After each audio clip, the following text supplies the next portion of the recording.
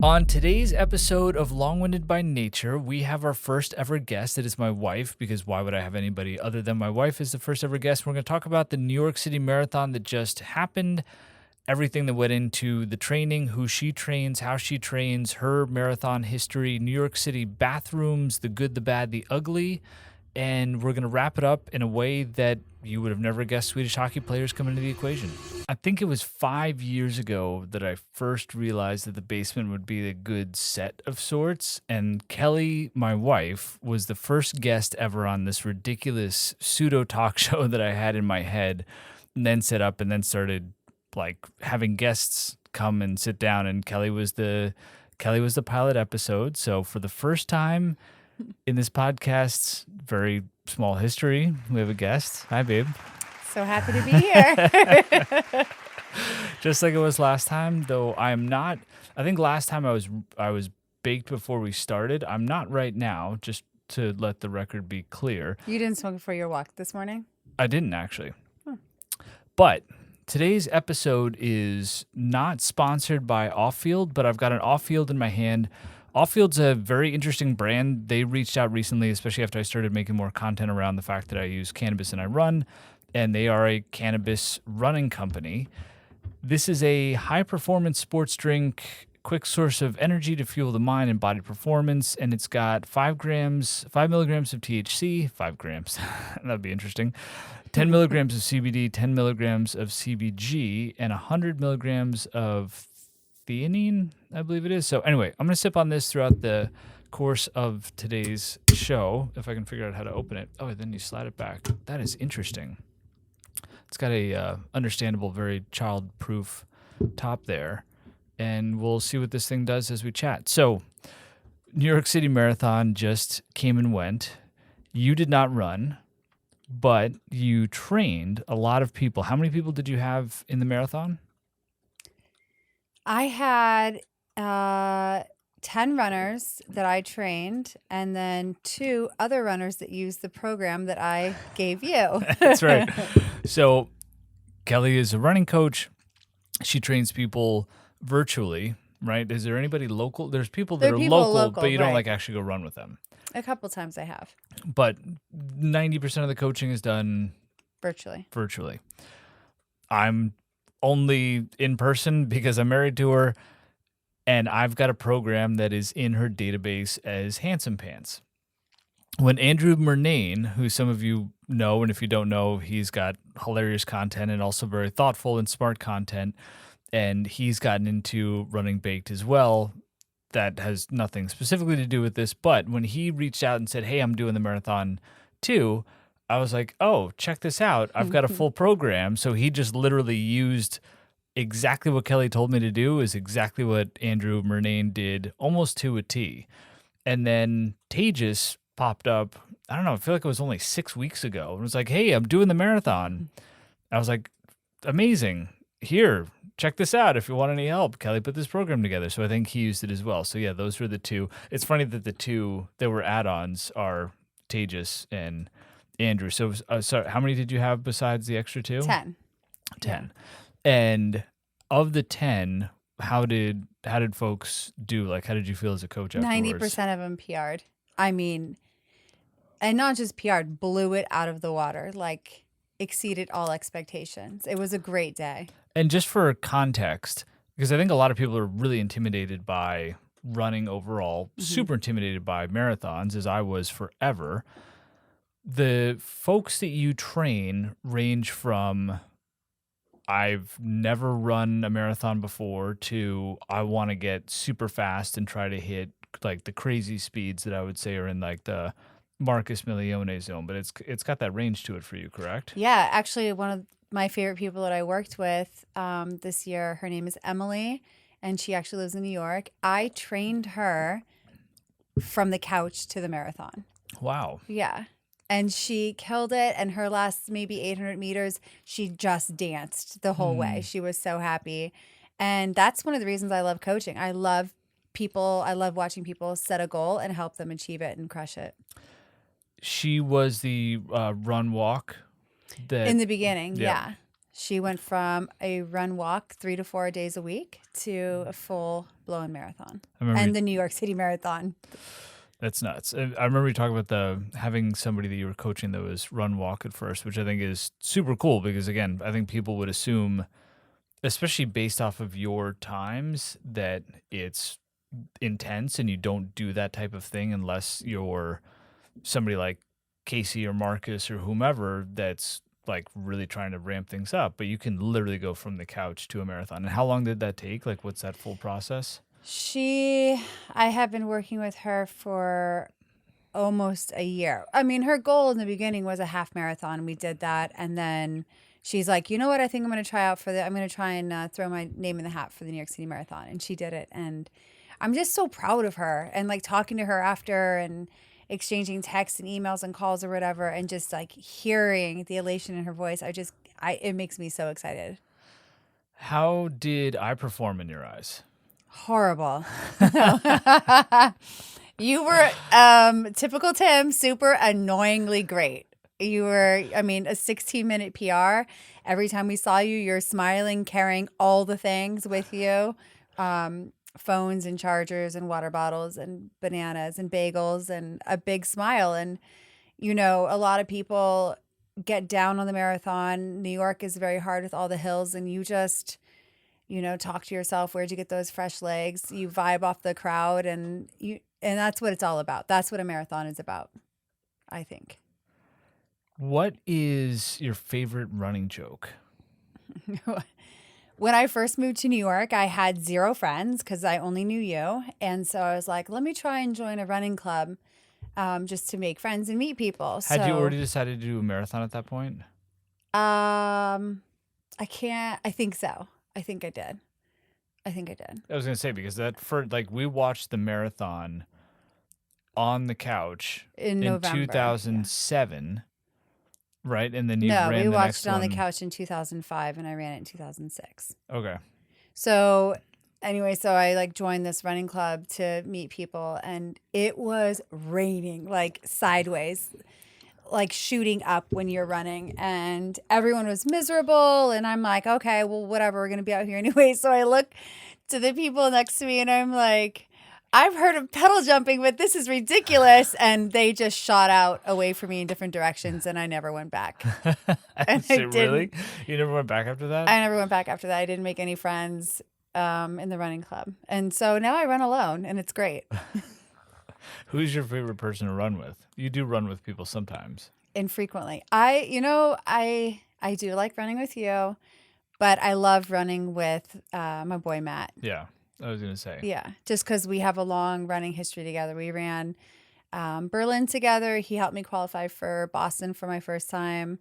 And he's just such a positive person when running. And he taught me to always trick my brain into being like 4 and change, 3 and change. And I still say that to myself when I'm running. What does that miles. mean? 3 and whatever miles left, 2 and whatever. And then when you get less than a mile, it's like, just change. And I don't know. For some reason it works for me. And yeah, he's my buddy. So for context, how many marathons have you done? I have done 19 and 2 ultras. And how far had you run before your first? Half a block. And that was I was my own couch to marathon. 23? I was 23, yeah. High school, middle school, college, not a runner. No, I was a cheerleader in high school, and that's probably why I love being a cheerleader for runners. And watching the New York City Marathon from our couch on Cornelia Street in 2005, and that was it. Well, I watched it and I was like, these people are so crazy. They're like throwing up, they're crying, everyone's like in pain. And then I was like, I think I'm going to try that. Had you ever watched a New York City Marathon No. before? Or was it just because we lived here and we're like, cool, it's on TV, let's check it out? Yeah, exactly. And then do you remember like your first few runs as you're like, okay, this is going to happen? They were probably like 11:30. I mean, I knew nothing about running, nothing. So I just thought that you go out and you run as fast and as far as you can, and then that's it. And then you get to eat everything, and then you just like rinse and repeat and just keep adding miles. I knew nothing about speed work, about conversation pace. I knew nothing about like good eating habits for a runner. So, when I first started, I was running like terrible and eating everything. The first marathon you did, you had an elite number, right? You had F194 or something like that. Remind me how the hell you got an elite number for the first one? We both don't know. I have no idea. And I panicked and I was like, I'm definitely not going up there. I think I wrote them and they like gave me a new number. And what does an elite number mean? Yeah.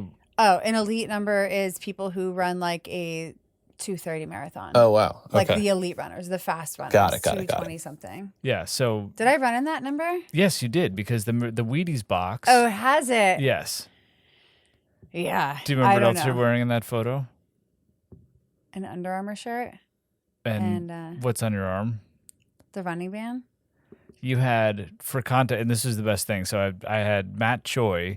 If you know running content and if you watched any New York City Marathon content, there's a distinct possibility you saw Matt Choi's content. He's everywhere. He's an amazing human being. Met him in person for the first time this past week. He came over for lunch and was just looking around the office. And he's like, yo, you got all the knickknacks.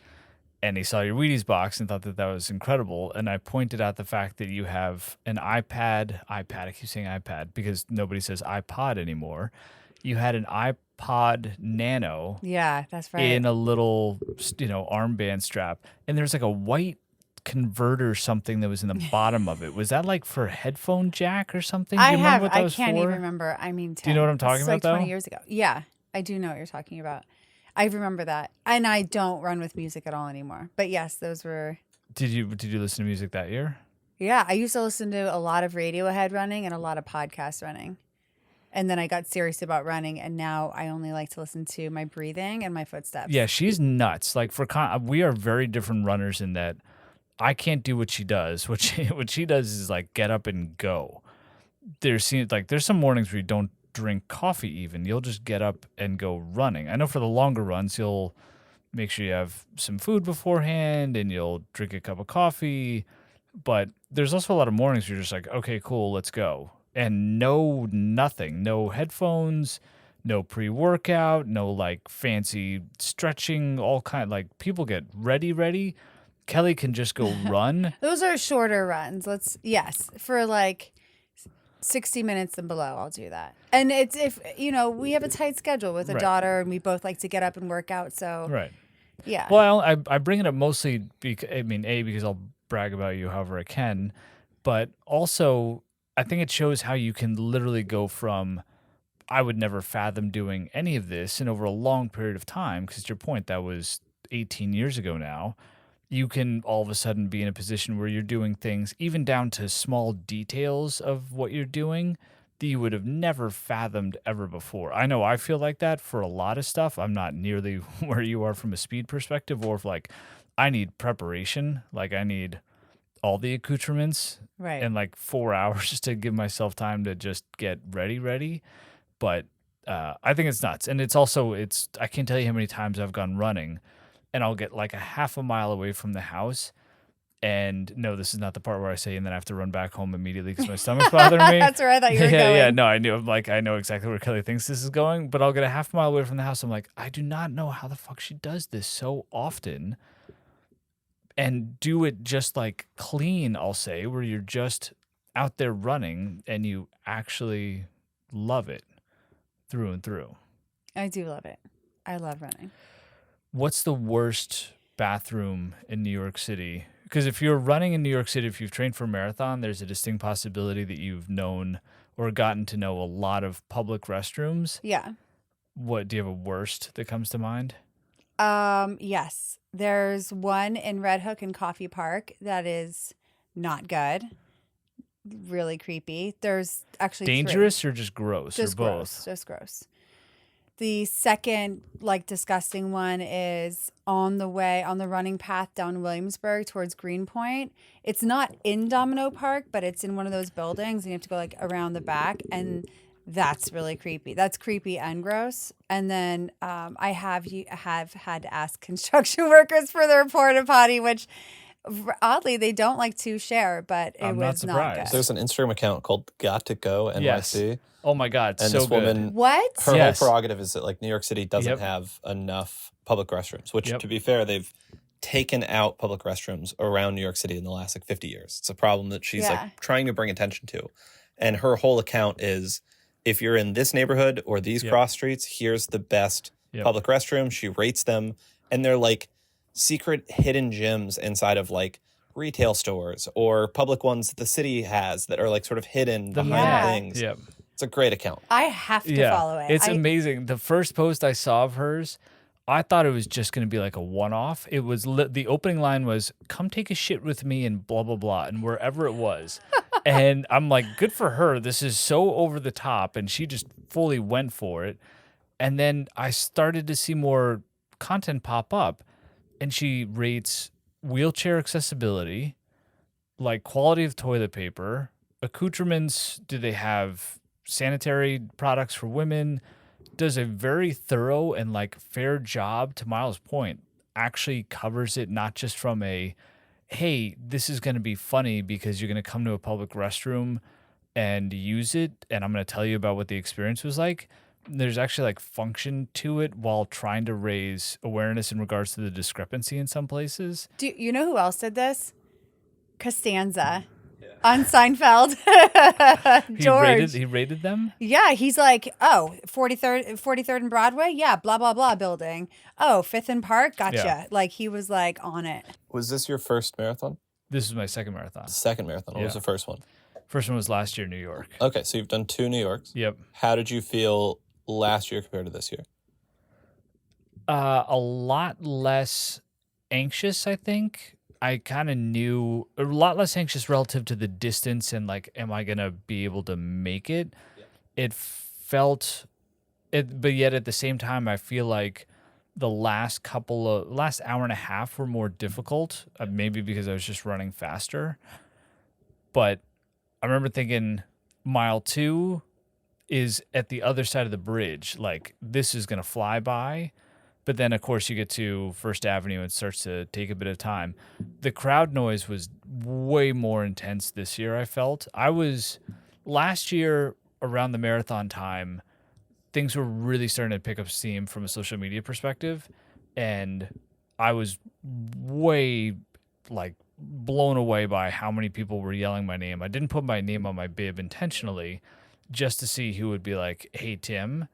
Because I started to see it pop up in comments. Like, we'll be there. And I think you even told me that people were like, "Hey, who's going to go to mile 17 or something?" And there was like organizing happening in the comments, which is so crazy to think. So cool. But yeah, it's so kind and sweet.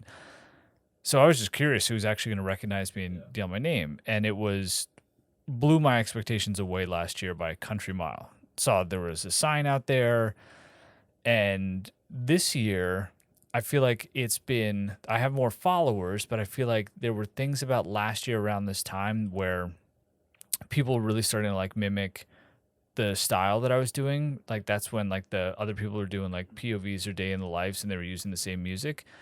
And that kind of had its moment, like a lot of trends do. Mm-hmm. So I had lower expectations this year, but yet it was probably 10 times as crazy from a crowd perspective. From like there were a couple sections where it was overwhelming, and that I was trying to like look around and at least give eye contact or like a nod or a wave or something, and it was impossible. Oh yeah, no sunglasses, huh?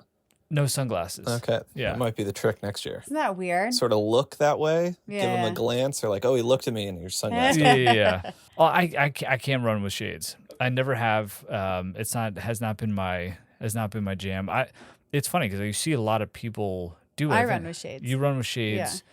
Marcus does. Matt does. Casey does. I think Sean does. Yeah. Casey lives in shades. But I couldn't do it. But this year was just just different in a few regards, including the training. Did you find that it had like the same hard part year to year? So like, what was the hardest part of the actual physical 26 miles of that run? Great question. Same place. What's that? That would be going into the park.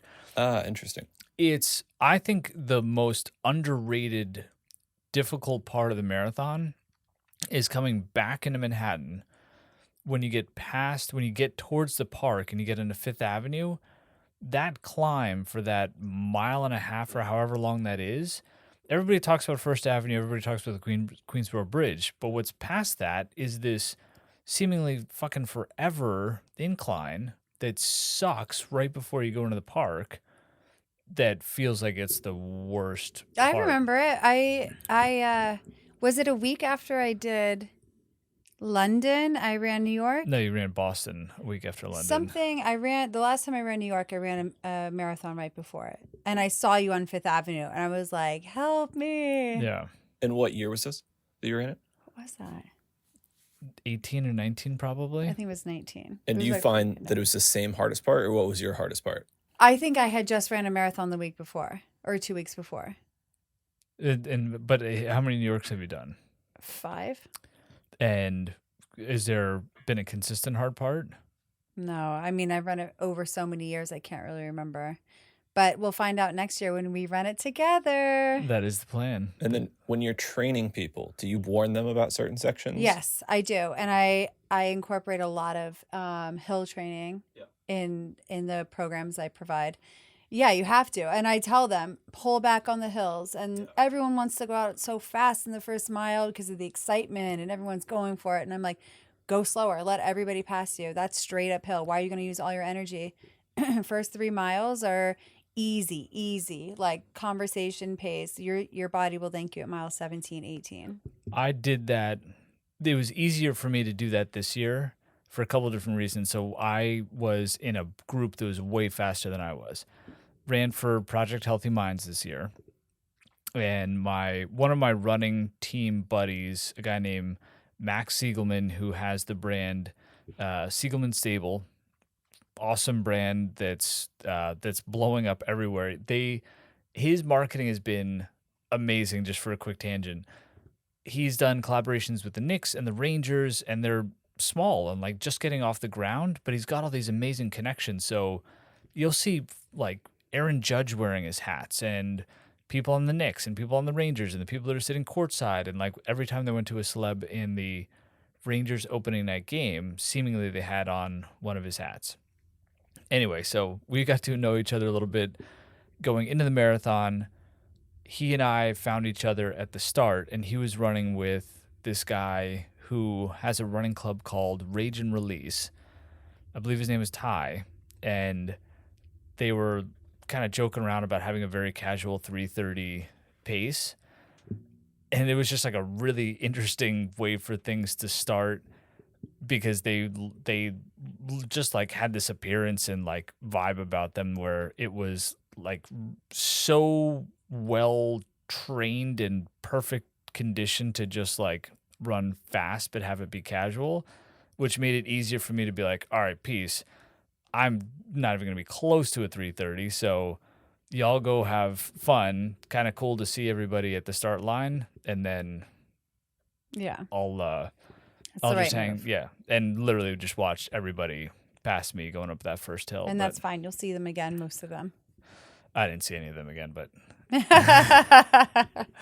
And then New York City Marathon, like I've lived here 3 or 4 years, and it's one of my favorite days of the year. Like truly, I look forward to it. It's on the calendar. I tell people like I like to watch it alone in the morning. Like I have like my own little psycho way of watching it. I love it. I meet groups. I am very emotional by it. Like I really enjoy it. What is New York City sort of marathon like history for you guys? Like when did you first watch it? What were the emotions each time you're watching it? Like what does this sort of mean, do you think, to you guys specifically, and then also to New York as a whole? You want to go first? Yeah, sure. So the first time I watched it, just a quick, I was like appalled that anyone would do that. And then when I did it, I cried. I'm not a very emotional person. it takes a lot for me to cry. I cry when I PR running, and I cry when I see other people running and either like crushing their goals or just starting out as running. Like I get so emotional. And then, when I'm talking to my runners on the phone and walking through the course and, their strategy, I like get goosebumps because I'm just so excited for them. I mean, they train so long. It's so taxing on your body, on your mind. I think that people don't realize running is such a mind fuck. It's just like in your head all the time. And that's what gets you through the finish. And I don't know. I love watching people run and cheering for them. I could watch it on TV. I love watching it in real life. Yeah. And for New York, it's amazing to see millions of people out there and everybody is like the same person. Like it doesn't matter your nationality or your religion or nothing matters. Your age, where you're from. It's just you're out here to cheer people on. And I just love that melting pot of cheering. I got asked that by somebody who was interviewing people on the other side of the finish line. Somebody came up to me and recognized me and was like, hey, I'm a fan. I knew that you were going to be coming through. Can I ask you some questions it was either for the marathon or for the New York Road Runners? And I gave almost an identical answer relative to like if we can do this on this day, how do we not do this as a world on a consistent basis? Because you're right. It's so many different age ranges, ethnicities, backgrounds, nationalities, etc. And everybody's rooting for each other the whole time. I don't remember the first one that I saw, but I remember from a pretty early age that it felt like an annual tradition before Thanksgiving that you would see this crazy shot of thousands of people running over the Verrazano. And it was just a really fun day. I don't think I saw one in person until I was living in the city by myself in my early 20s. And I think the first one that I really, really, really remember vividly was watching with you on the couch that morning before going in. Like I remember being at a couple before that, but like just like little splots of memories in my head. But I distinctly remember sitting there with you watching it and like having a conversation about it and then going out to watch you. And it's the funny thing is it's the worst spectator sport on the planet if you're looking for somebody. If you're looking for somebody, it's a hot mess. You show up and then you're just like doing this as people go by. It gives you a headache. It's my God. It is visually so overstimulating to try to find. You're looking at an app and you're like, oh, I hope this app is somewhat accurate. Yep. So you are looking down at an app, you're looking up, and if you don't have their Apple location or they don't have their phone on them, you're looking at the New York City Marathon app, which is awesome. You can track people. Yep.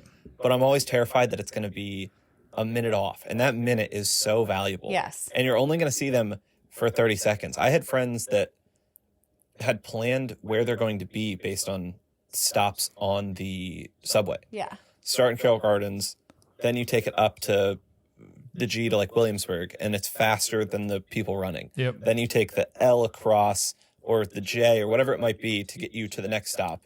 And then you get up to that point in Upper Manhattan where you can see them 2 times if you run across those like 7 blocks and you sort of catch them in the park. Yeah. And I was like, that's a crazy day too. The following is tough. Yeah. Last year we caught Tim 5 times. We were able to see him 5 different times, which was so fun because it was his first marathon and I had all these like jumbo heads of Tim made and I put them on popsicle sticks. So wherever we were, I asked everybody around us to hold a popsicle stick of his head. So he would just be running and seeing his own face. And he did that. He saw it maybe 5 times you saw us. Yeah. This year, we saw you only 2 times. The one time we were there and ready, and then we went and got lunch and missed you. So, I mean, we missed you by seconds. So I was like, oh, motherfucker, he's already on the bridge. How did that happen? I'll never forget last year when you forgot to bring me the refill at the first stop. And I was so ready to like swap out water bottles and had this whole thing planned. And I was like, hey, where is it? And you were like, and the best part was somebody else was filming us saying hi to each other. And they totally caught you turning around and being like, whoops. And then I was like, we'll catch you on the next one. The best way to get around New York City to watch the marathon and to see people as often as possible is on a Vespa. The year that I had a Vespa was, I think I saw you like 7 or 9 times because it was so easy because you can it's obviously like a motorized bike, so you can get through narrow spaces and you can get past where there's cop barricades simply because they're blocking off the block before the block, right? So places where you couldn't like go east or west in the city, or places around here where you couldn't get close to 4th Avenue, I could get like right up against it, hop off, run over, say hi, hop back on, and then just keep like jumping around that way. And that was the best way to see I wonder people. if you could do that now, because I was 4 minutes a mile slower then. That's wow. Holy shit, really? 4 minutes? Good God. 4 minutes a mile. I was 30 seconds faster a mile this year, and that felt like a crazy jump. I think that's an amazing jump. That's a big PR. In fact, it's actually, now that I say that out loud, that's kind of bullshit. It didn't feel like a huge jump. On paper, it looks like a huge jump, but it didn't feel like a huge jump running. You had the most even splits. Like, your splits are what dreams are made of. I mean, you are the most consistent runner. I think you went between like a 10:06 pace and a 10:12 pace the whole time. And it was crazy. I stopped to pee 3 times. And you saved a life at the end. So you're just Superman. Distinct possibility that that person could have had a different outcome. That was absolutely. Thankfully he didn't. Oh, yeah. Can you talk about that? Sure. At the end, let me take a step back first. So starts off with being on the bridge with Max and Ty, and I'll just never forget having a conversation with Ty for the first time. He had on these yellow shades, and his club Rage and Release is about cannabis and running. So we had this interesting conversation quickly about cannabis and running, and he's this like really tall, incredibly handsome man who actually models, and it was just like a very intense way for things to start, but kind of fun too. I'm like, this feels like a modern Seinfeld episode to a certain extent, just because of the characters in the conversation. Goes off, gun goes off, we start running, felt kind of normal relative to last year, obviously not nearly as hot. And then it was just kind of fun for a while, just hammering along, did my usual thing. I'm going to try to eat as many snacks along the way as possible. I tried to thank as many people for their snacks in the video that I was making along the way as possible. There was one dude who was nobody else was even close to being around. I'm surprised I don't know the name of the street off the top of my head, because it was like such a distinct street name in Williamsburg that's like, you would have never heard of it, or you probably don't know it unless you have been over to Williamsburg in this area. And he was by himself, like there was nobody even close, and he was handing out Welch's fruit snacks. I also remember being like, wow, these are way more difficult to chew than what I had in my head. They're pretty tough little snacks. Like, they're not exactly melt in your mouth kind of gummies. I love Welch's. They're great, but it was just way more dense than I expected. So I think I put way too many in my mouth at first, and I was like, oh my God, I just kind of like glued my mouth shut there for a second. And I think the edible was kicking in at that point too, or even more so, which kind of gives you dry mouth on top of like then Welch's spackle. Going through Fort Greene was really intense from a crowd perspective and people yelling. Williamsburg was really intense from a crowd perspective and people yelling. Then kind of gets quiet in Queens. Queensboro Bridge is amazing because that's where people start to get miserable, I think. And it is just feet and breathing, and that's all you hear. And then at some point you can start to hear First Avenue. And I remember getting chills thinking about that going into year one. And this year was kind of fun of knowing like, all right, yeah. And then it's also a really fun place to get off the bridge. And as you go around that like almost 90-degree turn to run like close to the crowd and kind of like try to get them even more excited, because I think it kind of depends on the wave, and it depends on the runners too, right? Like the people in the crowd will feed off of the runners' energy as well. If people are just running, there can be sections where people are just clapping in return, but the people that will run by and like be like, come on, dude. And so that's a perfect section for me to be a total lunatic and run by. And that's when 2 years in a row I've yelled at the top of my voice, and I don't yell, thank you for coming out today. And I just like keep repeating that as I go through. Get the bagel from my boss, who I think was the only, there were like 2 or 3 signs out there with my name on it. One of those was from my boss, which is, he's the nicest boss on the planet. I love it didn't even say go Tim, it just said Tim. No, I think it had go on the top. Oh, I didn't see that. I just saw Tim. I think he emphasized the Tim part to make sure that I saw him and knew where to get the bagel. 2 years in a row, he's handed me a cinnamon raisin bagel at the corner of like 80th and 1st Avenue. What mile would that be? 16 or so. It's a nice pick-me-up. Yeah. It's a nice New York City like pick-me-up. Yeah. And it's actually, I remember thinking last year this was brilliant, like brilliant choice food-wise, even though it was kind of just an odd... Yeah, bring me a bagel. I don't know. I didn't know what to really ask for. I didn't know what would make the most sense. And then I remember it being amazing, but then I forgot that it was amazing, asked for the same thing again, kind of regretted it as I got closer of like, oh, I'm going to have a bagel again. Like, this is stupid. Why did I ask for a bagel again?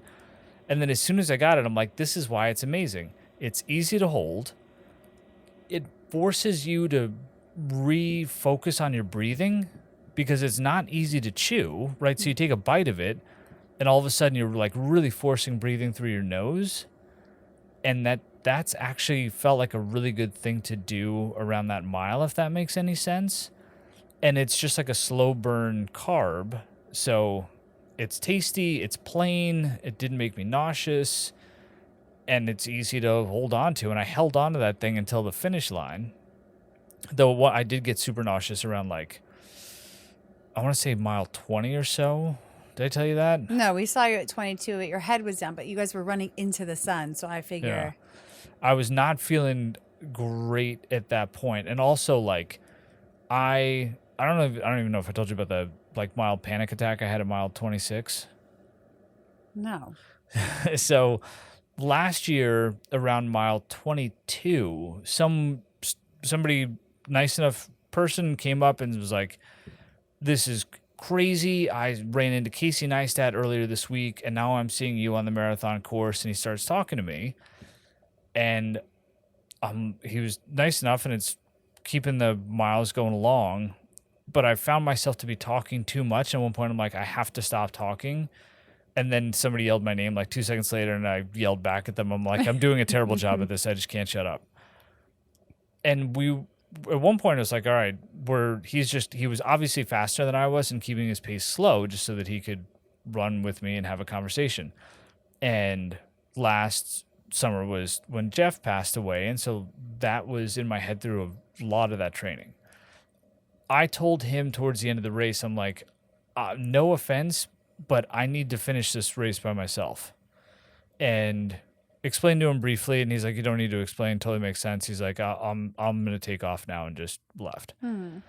And so I finished the race by myself, and I remember feeling oddly numb at the end. And you see the photos to the finish last year, there's like almost zero expression on my face. The video that I took of myself afterwards was like just kind of casually walking away. I was proud and I felt great, but like I was not the emotional kind of like meltdown that I expected.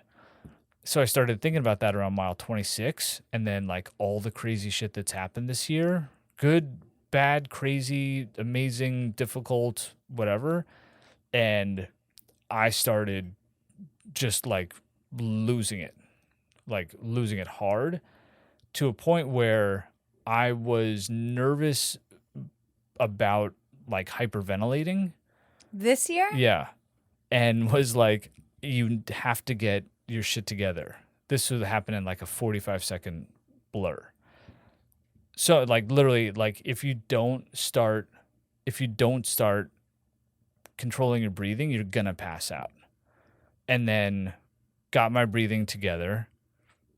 5 seconds later, I look up and there's somebody stumbling around, like full on stumbling, and a guy trying to help this other person out. Are you able to see the finish line at this point?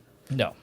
But Okay. you're back in the park, so you're you're past the 20, You're close. 20, past the 26 mile marker. There's still 0.2 to go, but 0.2 miles is how many blocks? 5 blocks. 5 blocks. So, and it's up a hill. It's up a little hill and around a corner, so you don't actually see the finish line. So, no way I'm not stopping, and especially it was like directly in front of me. Like it's not the widest finish either. It's wide. And I could have been on a different side and potentially had enough people in between us that like it would have been awkward to get over. Somebody else could have ended up stopping. But it was like right in front of me. Like there was zero question as to whether or not I was going to stop and get involved in some capacity. Stop. We get him on his feet and can immediately tell that like all of his body weight is not on his feet. And he's heavy to carry. And we both kind of look at the other person that stopped to help. We look at each other and we both just start yelling for medical. And I remember yelling for medical and hearing people yelling my name back that were just cheering. And also realizing very quickly that it is far too loud for people to understand what I'm yelling, even though it might look obvious. But at the same time, too, is it just like a friend that's tired and it looks dramatic, but it's not really dramatic? But I'm like, no, based off of how much weight that I have on my side, let alone the fact that there's the other half of the person that the other person is carrying, being like, okay, this is like, he's really, really, really struggling. And this is all obviously all happening super fast. That's when we kind of made this nonverbal decision together that it's going to be way faster to get him to the finish line to get help than it is to just wait here or to pull over. And especially because there's barricades and then there's grandstands. So there's really not anywhere to pull over where help can get to you. They'd have to come from the finish line probably anyway. So all of that happening in the blink of an eye, even though probably it took us 2-ish minutes, I would guess, if we had, say, 3 blocks to walk with him at this point.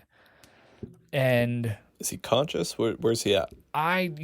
He's conscious enough that we can tell that his feet are moving. Yeah. So it's like, and we're both trying to encourage, but like, we're almost there, man. Like you're gonna finish, dude. Like we're good. Hang in there. And also trying to just be cognizant too of like, is anybody coming out to help? Like what else is going on here? Plus starting to make eye contact at the finish line of like, this is a situation you need to come immediately address. This isn't just like we're, again, carrying your buddy over the finish line because they're tired and they're dehydrated. Like we think he's in legitimate trouble here.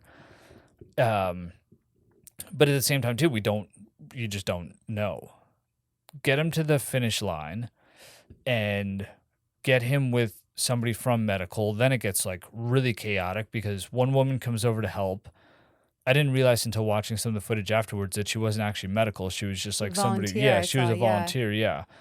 Then she gets medical. As medical's coming over and like I've still got my arm underneath the person, I reach over to give a hug to the person that I carried him with, just to be like, wow, that was nuts. You and I just had a moment there together and we have no idea who you are on the planet, but we're now kind of like bound for life in some regards that we carried somebody over the finish line at the New York City Marathon at the very end completely unexpectedly. And then I look up and I see this guy that I used to work with who was on my team on Colonel for a long time. And I was like, holy shit, Elliot, what's going on, man? Like this is all happening very fast and very odd. Then it was like definitely, they started, I didn't even notice when they put him in the wheelchair. I just knew that he had like 4 or 5 people around him. And I was like, okay, don't know what to do other than keep walking, right? At that point, there's nothing else you can do. Right, exactly, that too. So keep walking, and it wasn't until, I don't know, like I forget even when I started to be like, hey, the finish was actually kind of nuts because it happened so fast. But yeah, he had 108 fever. Spoke to him afterwards. Was able to track him down. I didn't put it in the initial recap intentionally because I didn't know how he was, so I didn't feel appropriate to. Because it wasn't until like Tuesday or Wednesday that I think I actually made a post about it. And at that point, I had talked to his parents, and that was a crazy conversation. Then by Wednesday, I spoke with him, And he said, yeah, he had 108 fever. He doesn't really remember the end, which makes perfect sense. And it was it was a dicey situation. And I still can't believe that like actually happened, right? You see marathon recaps. Like I've seen things like this, people being carried across, so you just don't think that you're going to be the one doing it. So to hear that you did it is like wild, and so lucky for him. And I don't know, it's really scary. It's really scary, especially again not knowing what shape he was in, knowing that it was worse enough shape that we needed to be as smart and fast as we could be, but at the same time not like, I don't know. You don't really know how to compute all of that. But then after the fact to be like, okay, the marathon happened and that's now part of the story too. Like it almost didn't make sense, as though it was fictional to a certain degree. And I think I'm still wrapping my head around it because things just move so fast overall. And I focus sometimes on like the most appropriate way to tell the story versus just telling the story. And that kind of makes it like get trapped in your head a little bit. That makes it more difficult to get out, but then also adds on this layer of I'm telling the story to try to be sensitive to the people involved as best I can, but at the same time, it's still my story too. But you can't just be, I don't know, I'm probably more cautious in that regard, which makes it like it's stuck in your head, but then it adds other layers to it. So then it can be more difficult to process like the exact details of what happened when you know everything, but you don't share everything. And I think that can be very jarring as a creator sometimes when you're like, here's there's the real story. There's the story that I can tell, and then there's the story that I can tell and how well I can tell that without it sounding either dramatic or too bland or too whatever. And so then in that case, it can be like, in some cases, wow, all this time went by and I'm still like, did that actually happen? Or was that some sort of like weird fucking crazy dream that just popped into my brain at the end? Because there's no way all of that drama that goes through the training and all the shit that goes in the training, especially this year running in the rain so much and all that kind of stuff, and then be in a position where the fucking marathon is 0.2 miles from being completed and this is really unfolding right now, and then to kind of like digest and put the pieces together. I'm actually hoping, and I should try to call him after this, or like at some point, the other person that was carrying the person we've gotten contact. He sent me a text yesterday. I was like, we gotta have a conversation, but that was nuts. Wonder what next year we'll have in store. Yeah, I was gonna say, so you're both running it next year. Hopefully you don't have to save anyone along the way. Maybe you'll carry me. I would happily carry you. Only if I could carry you like a wedding, like a bride over the threshold. I don't know. There's a bad joke in there somewhere. So any thoughts, opinions, like predictions for next year? I think he's going to be even faster because we're going to be, he has all the miles under his belt. He's used to it now. And, now if I just incorporate speed work into his programming, I think he's going to PR again. The speed work is my least favorite, though. It's so complicated. Well, what we're going to have to do is get you a Garmin, which you're a third watch. No, just doing the peers is fine. Predictions for next year are doing it again, which I would be incredibly stoked to do, which I can't believe is coming out of my mouth now. I feel like just yesterday I literally avoided the email. You got me into 2020. 2020 obviously didn't happen. The next year they sent an email. It's like, cool, sign up for this year or default to 22. And I remember being like, it's still unread in my inbox, so technically I haven't seen it yet. Like, I'm just going to wait. Like, don't have to worry about that for another year. And I was like, fuck, now I really have to do this thing. And now I'm like, dope. How many days until next year? And do you remember why I told you I really want to run the New York City Marathon with you? For the snacks?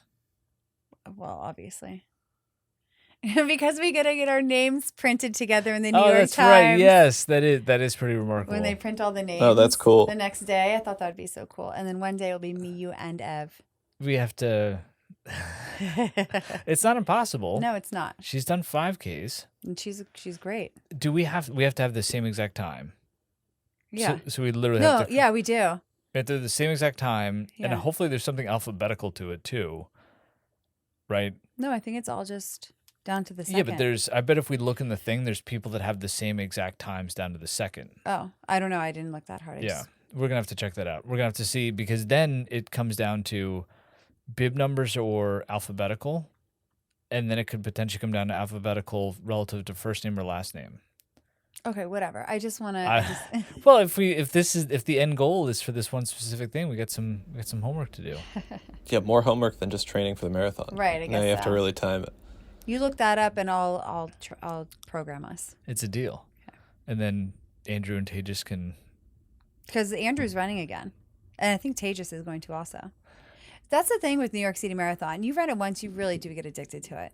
I know I've talked to you before. I'm like, what other marathons do you want to try? And you're like, what are you talking about? You said New York was the best. Why would I do any other marathon? Yeah. I'm like, oh.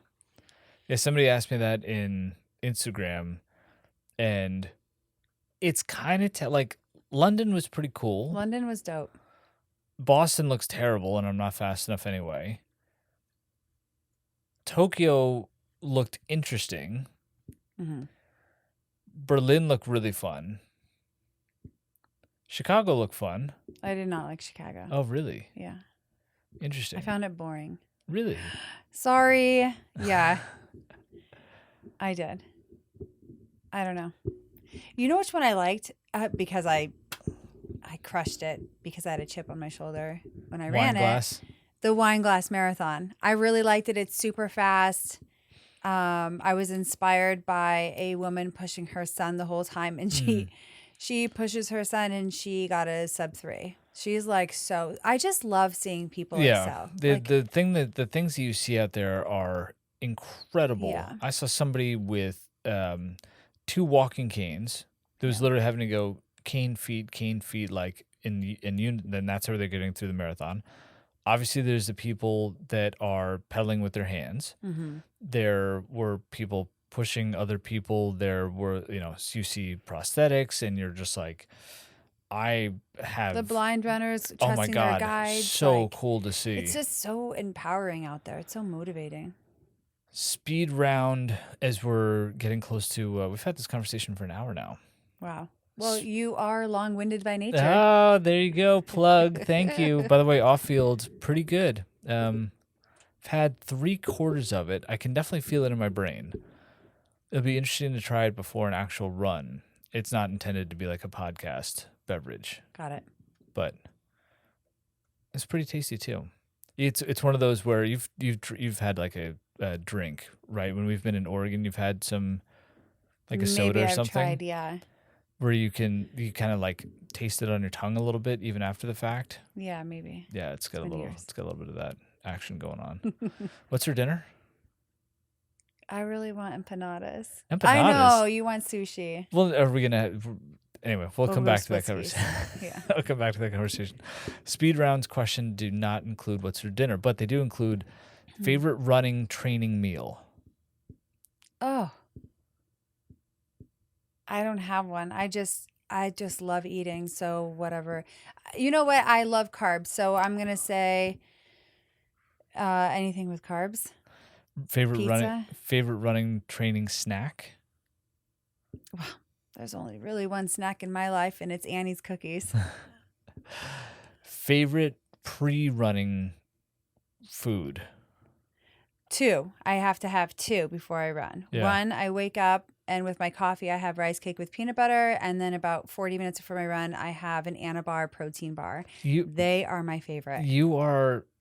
You're leaving out I was leading you down a trail. Oh, I'm sorry. The blueberry muffins. Oh my God. And you, that's a staple. It is. I've made you how many dozens of muffins? Okay. So let me tell you something. And I'm not being defensive of like not bringing it up. I'm just surprised that you don't. I love the blueberry muffins, but honestly, I'm hungry again before I run, even with the blueberry muffin. Right. So I'll swap out. I won't have the rice cake with peanut butter. I'll have the blueberry muffin. But then I'm hungry. I'm hungrier quicker. So I have to eat the protein bar. So I can't eat the blueberry muffin on a long run. Only on like fair. 60 or less. Totally fair. And I was just surprised it was less about there being like attachment to my muffins. Your muffins are so good. Like every time when Kelly comes down in the morning and I'm already up, after she comes and says good morning, she turns her coffee machine on. Usually the next sound I hear is the gas oven going on. So favorite running meal is kind of all over the place. Yeah. It ranges from pizza to empanadas and just anything with carbs. You are sushi heavy, so we eat a lot of sushi. Favorite running snack is all the favorite during running gel is Morton's. But I cannot wait to take a break from running gels. Favorite running shoe? Hoka's, unless I'm racing, then it's Nike Vaporfly.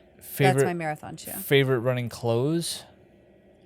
I'm really liking Tracksmith. Favorite famous runner? Sarah Hall. Ah, interesting. Who did you think I was going to say? I have no idea. Okay. Or maybe I was expecting another name, but I can't say that I wouldn't remember the name. But if you would have said the name, I would have been like, that's who I was expecting. I can like kind of see her in my head, but anyway, this is not turning out to be rapid. I just really like Sarah Hall. Favorite race is New York City Marathon. I mean, because of the crowd. Yeah.